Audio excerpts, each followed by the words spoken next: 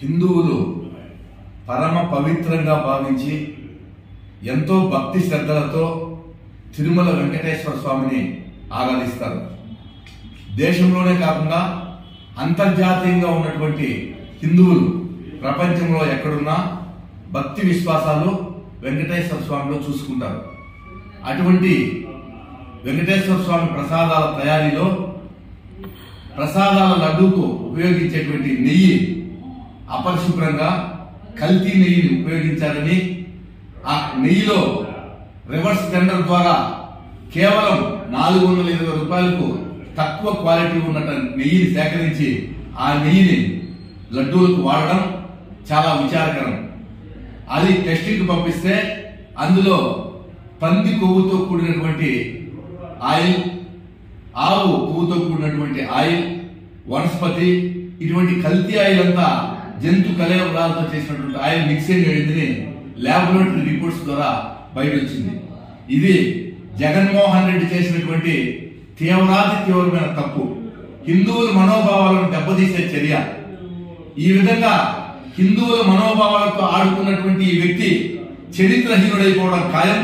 ఈయనకు రాజకీయ సమాధి కట్టడం కూడా ఖాయమని చెప్పి మేము తెలియజేస్తా ఉన్నాం.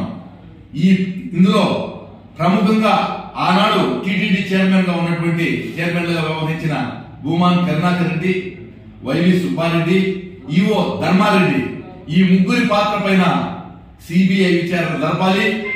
ఈ తక్కువ క్వాలిటీ నెయ్యిని ఇందులో కలిపి హిందువుల మనోభావాలను దెబ్బతీసిన, ఈ తిరుమల పవిత్రతను దెబ్బతీసిన ఈ జగన్మోహన్ రెడ్డిని కఠినంగా శిక్షించాలని చెప్పి మేమందరం కూడా తెలుగుదేశం పార్టీ తరఫున, హిందూ సాంప్రదాయాలు పాటించే ప్రతి ఒక్కరి తరఫున మేము డిమాండ్ చేస్తున్నాం.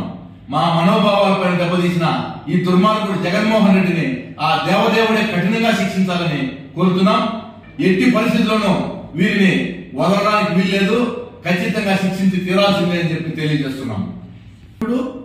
ఆది మధ్యాంత రహితుడు సర్వలోక పూజనీయుడైన శ్రీ వెంకటేశ్వర స్వామి అపరాధం అంటే ఇటువంటి అపరాధం కాదు.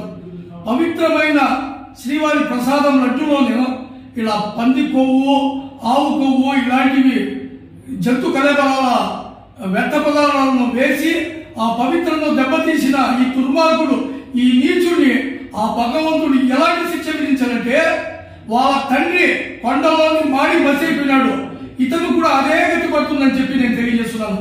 ఎందుకంటే భగవంతుడు ఒక్కడే, అల్లా అయినా వెంకటేశ్వర స్వామి అయినా ఎవరైనా ఒకటే.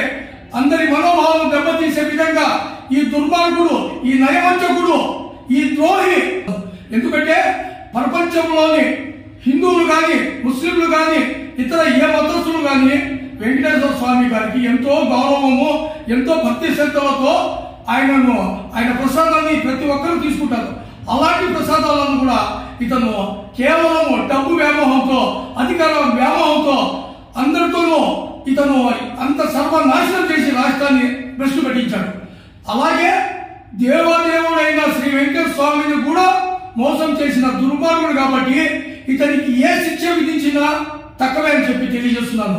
ఇంకో విషయం ఏమంటే, ఈ రోజు భారతదేశంలో ఎక్కడ కానీ జగన్మోహన్ రెడ్డి పైన చాలా వ్యతిరేకతతో అతని దిష్టిబొమ్మలు కాదు, అతన్నే బహిరంగంగా ఉరి తీయాలని చెప్పి నేను ఈ సందర్భంగా తెలియజేసుకుంటున్నాను.